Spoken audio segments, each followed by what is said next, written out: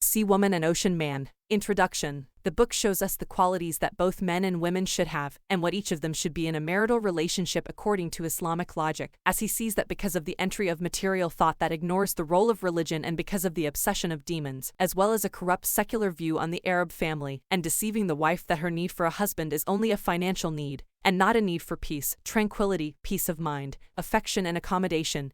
The minds of some women have been poisoned. Those corrupt ideas have led to the spread of singleness among young men, common divorce and separation, and instability in the family. Hence, the writer shows in this book how you should deal with the wife with her husband, in addition to clarifying what the husband should deal with his wife, based on the Holy Quran, the Hadith, and the biography of the Prophet in his dealings with his wives. The Sea Woman and the concept of love. A woman by the sea is a woman who researches her personality inside to know her nature, and what she has achieved, to perceive from that knowledge to develop herself and enhance the qualities that appeal to her husband to make him happy. For example, if your husband likes praise, praise him, and if he loves culture, fill his ears with knowledge, and if he loves your body, dance for him. A woman should also know that the husband's repetition of the word I love you throughout the night and day will not make their life happy and perfect. The infant's cry of hunger will not satisfy him with a feed of love or a plate of emotions, because this infant knows the meaning of love is effort and food, not just words, and accordingly some wives create problems in her house and imagine that she is in unbearable hell, and the reason is that her husband does not say to her, I love you.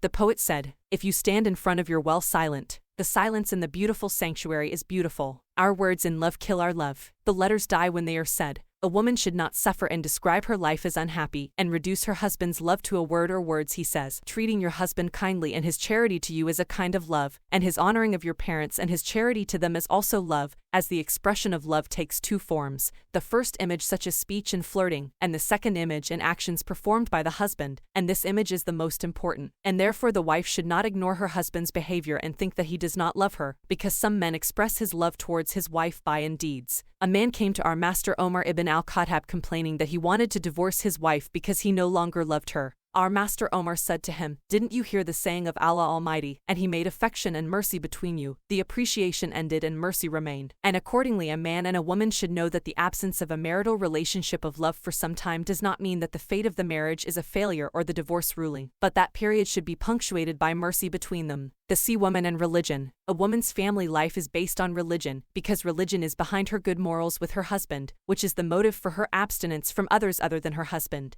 Furthermore, it drives her to modesty, so her religiosity is the title of her perfection as a woman. Still, we find that some women misunderstand religion when they limit it to humility, prayer, fasting, staying up at night and attending religious lectures, and ignoring her good morals and her treatment of her husband. Also, some wives stab their husbands habitually and in intimacy, some stab them out of love and love, some stab them for fear of their oppression, some stab them for the sake of interest and benefit, and some stab them because of their need. But the Sea Woman is the one who obeys her husband because Allah ordered her to follow him, and promised her paradise for that obedience. She worships Allah by attending her husband, and therefore she obeys her husband because she is commanded to do so regardless of human beings or anything else. So we find that the Sea Woman satisfies, she also endures her husband's poverty and lack of money to hope for the blessings of the hereafter, and what makes her keep her husband in her presentation is her religion. Therefore, the Prophet said, so win the same religion, pat your hands, because the same religion obeys her Lord by following her husband. Also, a woman by the sea should be characterized by submission to her husband, because submission is the female magnet that attracts a man to her. So Allah forbade in his holy book about a woman's submission to a foreign man that he does not covet her, and he said, do not submit by saying. This prohibition indicates that submission by saying has a strong and severe effect on men, and therefore a woman should submit to her husband with a good, soft and warm words and pamper him until she attracts him to her and brings him closer to her. A woman should also beautify the sea for her husband and purify herself for him. Therefore her heart should be clear, free of malice, envy, revenge, and arrogance, as the wife makes a mistake when she combines the beauty of the shell with the bad of the tenth. A woman should be careful to clean her body by constantly bathing, and be in all her circumstances like a flower that smells good. If their physical condition does not enable her to possess perfumes and care products, it is enough to use water. It is the exponent of cleanliness and purity. Arabia said to her daughter as her husband, and know that the kindest water, the surrounding man, his confidence in his wife, pride in her and his dream with her. The surrounding man is the one who gives his wife a clear impression of complete confidence in her chastity and honor, and establishes in her mind the certainty that she carries all the meanings of integrity. Therefore he must replace the jellyfish of wise confidence with the darkness of the dreaded doubt. The origin of every man is purity and safety. So how does the husband also? Every man should know that doubt and betrayal may lead to sowing betrayal that did not exist. Therefore, one of the worst morals is the creation of voyeurism and espionage. So the husband looked at his wife with suspicion and betrayal. Some men spoil their wives with this evil deed. The venerable companion Muawiyah ibn Abu Sufyan said, "Do not betray your flock, because if you do so, you have spoiled them or almost ruined them." Also, the Prophet forbade a man to knock on his family at night, lest he betrays them or ask for their mistakes. So a man should not come at night without the prior knowledge of his family, to doubt, cross and standing on their mistakes, because doubt if he enters through the door, peace of mind left the window. Thus, a man should not spend much time scrutinizing or working to seize times of inattention to find a lapse that he condemns on the people of his house. The man around his wife should also be proud and encourage her to every worship that increases her faith, smile at her, express his admiration for her, appreciate and respect her, and remind her of the goodness of her family. He should also give her his attention when we talk to him. He should also be friendly and keep the covenant, and increase his love for her every day. And we have in the Messenger of Allah an excellent example with his wife, the mother of believers Khadijah, where he named the year of her death, where he called the year of her death, where he remembered her after her death and showed her good deeds. The surrounding man should also, in the event of a full moon from his wife wrongly, warn her with gentleness and good preaching, and he should also control his nerves and listen to what she says, and realize that Satan can make words on the wife's tongue from which mountains are removed at the time of an argument, and the man should then reckon with Allah Almighty for any transgression in his right. So he maximized anger and controlled nerves when being able to vent anger at the actions of men,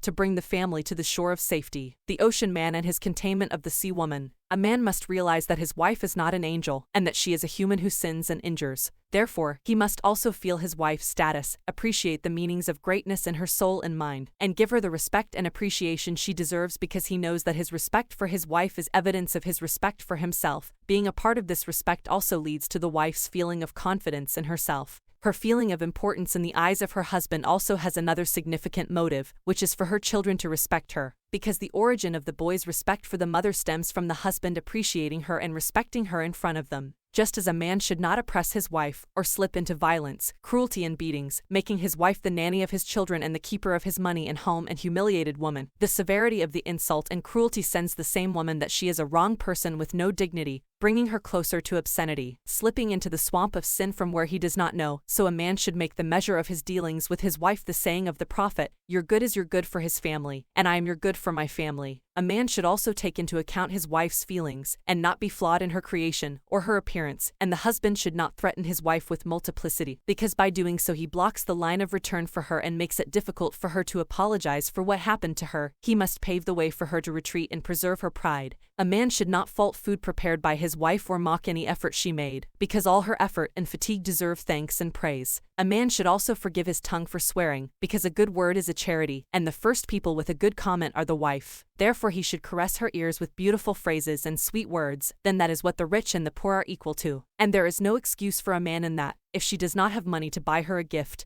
then it is enough to authenticate her with a good word. All that a man puts in his wife's ear from good words is worship if he considers it to the face of Allah, and a man should not miss pampering his wife's name, as the Prophet used to call the lady Aisha, saying, "O Aish, demons are enemies of the family." The entry of many corrupt ideas on men and women, and the spread of many relationship reformers who are based on secular ideas and evil material philosophies, have led to forgetting the role of religion in reforming the family, as well as the role of Satan in corrupting it, and accordingly, whoever believes in Islam as a religion should not overlook the relentless efforts of the demons to corrupt the family, harm it, and take advantage of the sins under the roof of the house to harm his family, Almighty. And the Prophet said, "The devil puts his throne on the water, and then sends his secrets, and the status of the greatest fitna is lower than them." Someone comes and says, "I did such and such," and he says, "I didn't do anything," he said. Then someone comes and says, "I didn't leave him until I separated him from his woman," he said. From him he says, "Yes you are." We can find the effect of Satan in ugliness and introspection, such as when one spouse sees an ugly picture of the other, or one of them feels that the other's words are like a mountain without justification or explanation. And we also find its effect in killing the desire for marital cohabitation in one or both spouses, so the wife refrains from her husband, or the husband abandons his wife for no reason or need, besides raising problems between the spouses without apparent reasons, or for the most trivial reasons, as the devil takes advantage of any trivial rivalry and amplifies it in the eye of one of them, and the devil also works hard to sow doubt between the spouses. One of them thinks that the other is cheating on him, which destroys the peace of mind within the family. And it is also the scourge of the devils that foreign women decorate them in the eyes of men by making comparisons between them and his wife, which leads to a man's aversion to his wife, making him feel haram. The prophet said, if a man enters his house, mention Allah when he enters and when he eats. The devil said, no overnight stay for you, no dinner. And if he enters and does not mention Allah when he enters, the devil said, you have realized the overnight stay. And if he does not mention Allah when he enters, he said, you have realized the overnight stay. And if he does not mention Allah when he eats, he said, you have realized the overnight stay and dinner. As Allah should be mentioned when cohabiting in marriage, the prophet said, as for one of you, if his family comes and says in the name of Allah, O Allah, the devil has spared us, and the devil has spared us what he has provided for, then they have given birth to a son who was not harmed by the devil, he said. And finally, serials, films and the media show on television the state of families as very rich and luxurious, and display them in a lifestyle contrary to reality, which sows dissatisfaction in homes with what God has blessed them with. Women appear on television in an ideal and typical image, even if they are in satisfactory condition. This led to the man's alienation from his wife, because he does not see her like the women on the screens, as is the case with wives, so this media momentum ignited the fire of discord between the spouses, which caused many complaints and resentment. Therefore, the couple must realize that what they see on television is only an image contrary to the reality that exists only on the screens, both in terms of the beauty of women and their adornment in any case, or on the one hand emotions and passions that are found only in novels and films.